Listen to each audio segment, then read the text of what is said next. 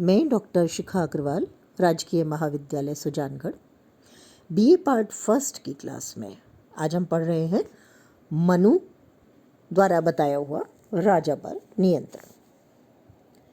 हमने अपनी पिछली क्लास में राज्य की उत्पत्ति, राज्य का संप्रभुता का सिद्धांत, इसके साथ साथ सप्तांग सिद्धांत, राज्य के कार्य और मंत्री परिषद, मनुस्मृति में क्या इसके बारे में कहा गया है, इसके बारे में हम लोगों ने विस्तार से पढ़ा था अपने अलग अलग वीडियोज़ में। आज हम लोग पढ़ने जा रहे हैं कि राज्य के जो कार्य बताए गए हैं उनके आधार पर राज्य की शक्ति और राजा की शक्ति बहुत ज़्यादा बढ़ जाती है। ऐसी स्थिति में मनु राजा पर किस तरह से नियंत्रण लगाते हैं, शासक पर किस तरह से नियंत्रण लगाते हैं, क्योंकि उन्होंने राज्य को एक लोक कल्याणकारी राज्य माना है और राजा का कर्तव्य या राज्य का कर्तव्य है प्रजा का रंजन और प्रजा रक्षण। तो ऐसी स्थिति में शासक पर नियंत्रण की जो स्थिति है वो हमें बताती है कि मनुस्मृति में शासक की निरंकुशता के विचार का समर्थन नहीं किया गया है। मनु ने बहुत सारे सैद्धांतिक, संस्थागत और व्यवहारिक उपायों से शासक की शक्तियों को नियंत्रित करने की आवश्यकता को दिया है। जो उन्होंने नियंत्रण के तरीके बताए हैं उन्हें दो भागों में बांटा जा सकता है। पहला भाग है नैतिक और सैद्धांतिक नियंत्रण और दूसरा है संस्थागत नियंत्रण। सबसे पहले देखेंगे नैतिक और सैद्धांतिक नियंत्रण। नैतिक और सैद्धांतिक नियंत्रण में दो बातों को लिया गया है। पहला है धर्म और दूसरा है दंड नीति एवं न्याय व्यवस्था। सबसे पहले देखेंगे धर्म। धर्म का क्या नियंत्रण है? मनुस्मृति में धर्म के लौकिक और पारलौकिक दोनों पक्षों पर बल दिया गया है। मनु ने मनुष्य के समस्त सांसारिक आचरण का धर्म के अनुसार संचालन व्यक्ति के पारलौकिक कल्याण हेतु आवश्यक माना है।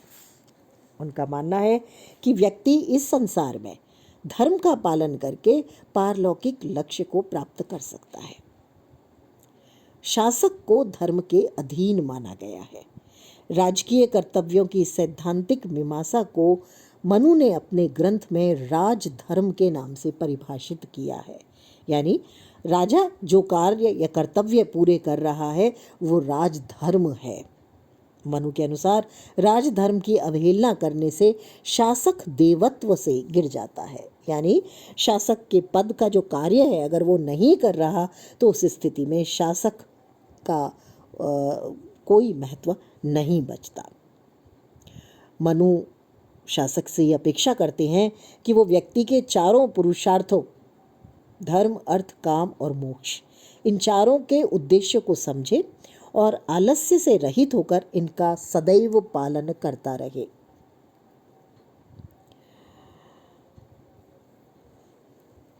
मानव जीवन में व्यक्ति इन चारों कर्तव्यों की पूर्ति से लौकिक और पारलौकिक कल्याण को सुनिश्चित कर सकता है। राजा को स्वयं को भी धर्म से अनुशासित रहना है, प्रजा के व्यवहार में धर्म को सुनिश्चित करना है और चारों पुरुषार्थों की सिद्धि के लिए प्रयत्नशील रहना है, जिससे राज्य के कल्याण की और प्रजा के कल्याण की प्राप्ति की जा सके। तो इस तरह से धर्म के आधार पर नैतिक नियंत्रण लगाया गया है और उसके आधार पर उसे प्रजा के प्रति अपने कर्तव्यों का निर्वाह करना है। वो स्वेच्छाचारी तरीके से कोई भी कार्य नहीं कर सकता। दूसरा नियंत्रण है जो नैतिक और सैद्धांतिक नियंत्रण में आता है, वो है दंड नीति एवं न्याय व्यवस्था का नियंत्रण। मनुस्मृति में दंड का महत्व और संप्रभु शक्ति का बहुत विस्तार से वर्णन किया गया है। दंड के महत्व को प्रतिपादित करते हुए मनु ने कहा कि दंड ही समस्त प्रजा पर शासन करता है। जब प्रजा सोती है तो दंड जागता है। चोर दंड के भय से चोरी नहीं करते। धार्मिक कार्यों का संपादन भी दंड के भय से ही किया जाता है। अतः दंड को धर्म माना जाता है। तो एक तरह से दंड वो स्थिति है जिससे व्यक्ति में भय उत्पन्न होता है और उसके आधार पर बहुत सारे अपराधों को रोका जा सकता है। मनुस्मृति में कहा गया है कि इसका उपयोग राजा स्वार्थ सिद्धि के लिए नहीं कर सकता। ये कठोर चेतावनी दी गई है कि यदि इसका उपयोग उचित रीति से नहीं किया जाएगा तो वह दंड राजा को नष्ट कर देगा। मनुस्मृति में दंड को न्याय व्यवस्था का एक अनिवार्य अंग माना है।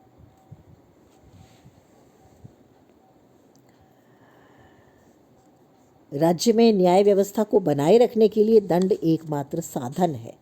ग्रंथ में कहा गया है, अपराध के अनुसार दिया गया दंड प्रजा को स्वधर्म हेतु प्रेरित करता है, जबकि अविवेकपूर्ण रीति से दिया गया दंड शासक को बांधवों सहित नष्ट कर देता है। मनु कहते हैं कि यदि किसी व्यक्ति को दोष यानी अपराध का कारण ढूंढे बिना दंडित किया जाता है तो राजा स्वयं नष्ट हो जाएगा। तो इस तरह से दंड का धर्मसम्मत होना, शास्त्रानुकूल होना, अपराध की मात्रा के अनुसार उसका प्रयोग किया जाना और दांडिक शक्ति का संव्यवहार करने के प्रसंग में शासक के आचरण पर नियंत्रण एवं मर्यादाएं आरोपित की गई हैं। मनुस्मृति में न्याय व्यवस्था एवं दंड नीति एक तरह से शासक पर प्रभावशाली नियंत्रण लगाती है। शासक मनमाने तरीके से स्वार्थ के भाव से कभी भी दंड का उपयोग नहीं कर सकता, क्योंकि अगर वो ऐसा करता है तो राजा स्वयं नष्ट हो जाएगा। अब आते हैं शासक पर संस्थागत नियंत्रण की बात। किस तरह से शासक पर नियंत्रण लगाया गया? अभी हमने पिछले वीडियो में अपने पढ़ा था कि राजा को मंत्रणा देने के लिए मंत्री होंगे और उनसे मंत्रणा करना अत्यावश्यक है।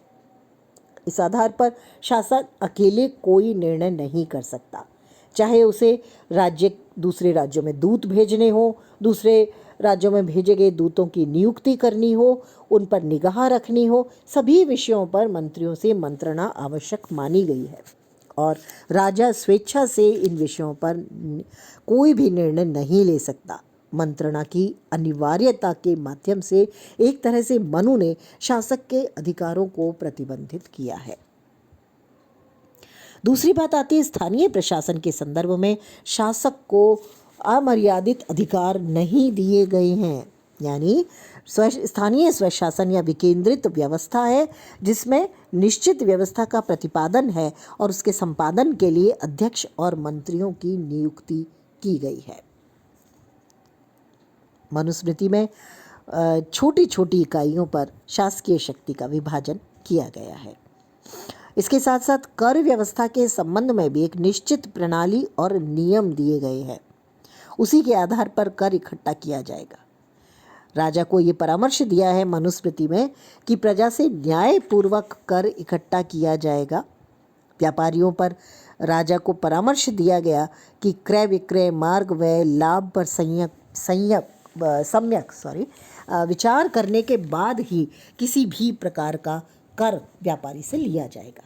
इसके साथ साथ कर बहुत थोड़ी थोड़ी मात्रा में वार्षिक ग्रहण करना चाहिए। यहाँ वो एक उदाहरण देते हैं, जिस प्रकार जौंक, बछड़ा, भ्रमर अपने खाद्य किसको, जैसे जौंक रक्त को, बछड़ा दूध को और भ्रमर मधु को थोड़ा थोड़ा लेता है, उसी प्रकार शासक को भी प्रजा से थोड़ा थोड़ा वार्षिक कर ग्रहण करना चाहिए। इस तरह से यदि कर का संचयन नहीं करके अनावश्यक बोझ जनता पर डाला जाता है तो वो भी शासक के लिए अपकीर्ति का कारण होगा। शासक की निरंकुशता को यहाँ भी प्रतिबंधित किया गया है। लेकिन मनुस्मृति में शासक के विरुद्ध एक तरह से प्रभावी नियंत्रण जनता को किसी प्रकार का नहीं दिया गया। उसका कारण क्या है कि शासक के ऊपर ऐसा कोई नियंत्रण प्रजा का नहीं लगाया गया। लौकिक नियंत्रण का अभाव है इसमें।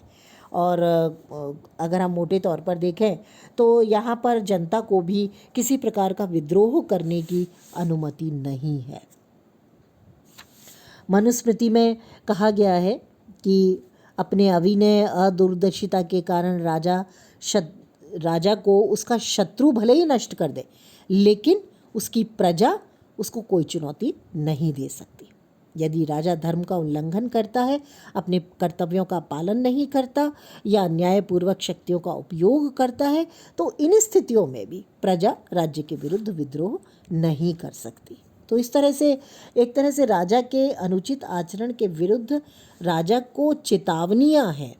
राजकीय सत्ता पर जनता का नियंत्रण स्थापित नहीं है, बल्कि पारलौकिक, नैतिक अथवा संस्थागत नियंत्रणों को मनुस्मृति में स्पष्ट किया गया है। तो इस तरह से राजा पर नियंत्रण लगाया गया है। हालांकि प्रजा को राजा के विरुद्ध किसी भी प्रकार के विद्रोह करने या उसकी गलती को बताने का अधिकार नहीं है, लेकिन उसके बावजूद भी राजा अनियंत्रित नहीं है, मर्यादित है, धर्म से, दंड से, विभिन्न संस्थाओं से। आज के लिए इतना ही।